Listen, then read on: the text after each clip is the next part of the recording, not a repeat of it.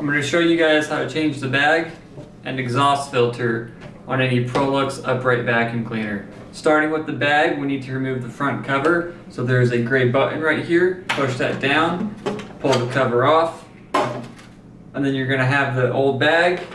Get your hand behind it. There's this cardboard collar.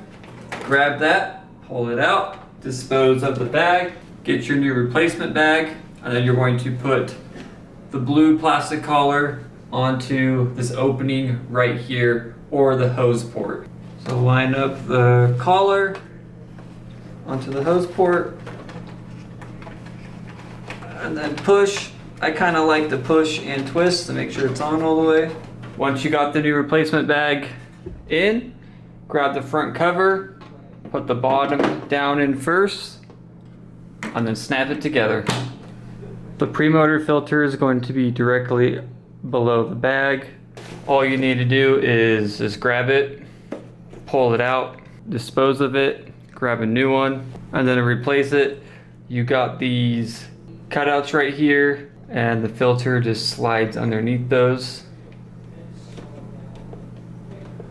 If you guys have a 6000 or 8000, the process for the pre-motor filter is going to be exactly the same. The only difference is it's going to look a little different. It's going to look like this instead of the encased plastic HEPA filter. Up next, we're going to replace the exhaust filter. On the left side, you're going to have this gray switch.